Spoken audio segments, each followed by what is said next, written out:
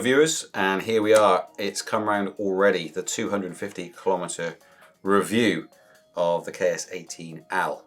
Little secret, it's done about 370km because we were riding it and forgot all about doing the video review. So it's done 370, but this is the 250km review. The next one will be at 650, and the next one after that will be at 1000km. There isn't a lot to report, to be fair. It's just worked absolutely fine. We've had no failures whatsoever. You just get on it and ride. The only two observations I would have are the fact that it does seem quite slow to charge in comparison to the wheels we're doing on test. You seem to plug it in and it just stays on all day and it's still red when you go home. It's like, what is going on? So I don't know what that's all about. It just seems a little bit slower to charge, but of course you have got two charge ports. So there is that. That's only an observation. The other thing is the rear mudguard on this. When we got ours, this was what the mudguard came like. It's since changed. Now we find that actually this covers more area, more surface area, so you don't get as much splash up as you do with the slightly smaller mudguard that now comes with them. Now this change was pushed through by users because they didn't like the look of it. I would stick with this if it was me, but the other one, we got it on the XL. The KS18XL that we're testing. It's fine, it's absolutely fine, but you do get little bits of bobs splash up every now and again if you go too fast through puddles and mud and stuff like that. Whereas this one actually worked really, really well for what it was. It's just not, it's a bit ungainly. It doesn't look quite as neat as the new one. But I would take practicality over looks any day. So there is that. But everything else has been working absolutely fine. The thing I don't like about the KingSongs is the way the footplates fold down. They're very, very tough to push down. You have to actually get your hand on it and pull that down, which I find a little bit, There's the foot can kick into the lower part of the plate and push against it to open it up. But sometimes they're too stiff to do that. You have to actually bend down and pull it open. It's only a minor thing I have with them. It's just a different design than the other wheels, where they're loose essentially, and then the magnet holds them up. These don't work like that. So there's pros and cons for both, really. But the light's been absolutely fine. All the electronics have been spot on. The motor's been spot on. The ride's comfortable. It's maintaining its speed and it's maintaining its range. The battery hasn't dropped off or anything like that. It's working absolutely perfectly. Even though they're small, the side leg supports, because of its height and its shape, I haven't found them lacking at all. I've had some wheels where they've got no side support at all and it becomes painful, or too thin it becomes painful, but the shape of this is spot on. The trolley handle has been working fine-ish. We're probably getting, after calibration, we're probably getting sort of 8 successful lifts out of 10. Just every now and again it doesn't. But otherwise that's good. A couple of things have happened since these were released. Now they changed. This one has still got the original. Now we've never broken ours. A lot of people have broken this part.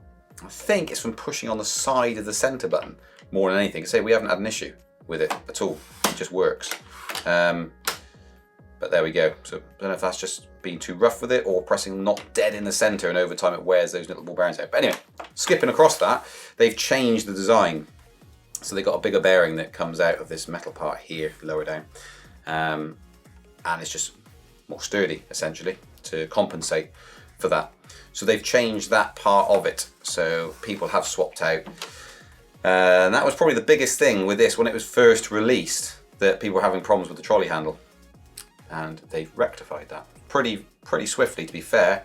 And in terms of warranty, they've been really, really good, and we've been able to offer top quality service for the people who have bought KingSongs, the early releases of them, the KS18L. So that's good. People have been able to work that one out. No problem there. The foot plates, I don't get an issue with them. They've brought out upgraded foot plates, XL foot plates. They'll fit on this if you wanted to get them. They're on the store, speedyfeet.co.uk. Go and have a look there for the large foot plates, XL foot plates. And so if you've got a KS18L and you're following the journey with us through this, and you're finding you want bigger foot plates, you can get them. I like the tighter foot plates, the smaller ones. Enables me to go off-road and not hit rocks that are jutting out and through, especially where forestry vehicles have gone through. Sometimes it's rutted, and if you're riding through there, you want it as narrow as possible. If you've got these big, wide, long foot plates, the chances are at some point you're going to hit something and it's going to throw you off. So I like the tighter foot plates. But there's always that avenue you can go down. There's actually an option there to upgrade, whereas almost all other wheels, and there isn't. So having that option there is brilliant. I think Gotware coming out with something similar as well, I think.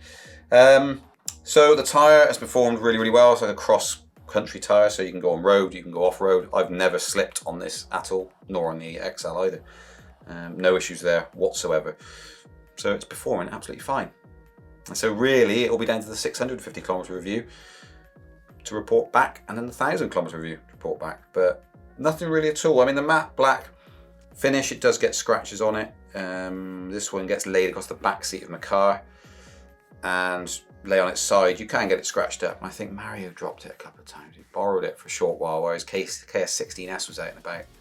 And yeah, it's like these things. If you don't own them, you haven't paid for them. It's just like, yeah, just chuck it around. So I joke, but there's a little scratch on the side there. Other than that, it's working absolutely fine. So I never really double charge it either, but the option is there. You probably made that out. It's in the original video if not. So fitting, you can double up on chargers and charge twice as fast. You've also got the light sensor, which works really, really well as well. The speakers are really loud. Don't use those because I kind of don't really want to pee people off that are around me trying to enjoy the forest or the city and me going blaring out music that hardly anyone likes. So I don't use those, but when I did test them again, just to make sure they worked on the ride the other day, they're very loud and good quality, I would say, for what it is, shoved in the side of a unit like this. So I will see you on the 650 kilometre ride, and I hope these videos are helpful and give you a bit of an insight to the reliability and the performance of these wheels. If you could like, subscribe and share. Very important to share this content, and don't forget we do a live show every single Wednesday at about 4:30 GMT, depending on whether we got it all together or not. Okay guys, until the 650 kilometre video, that is it from me and the KS18L.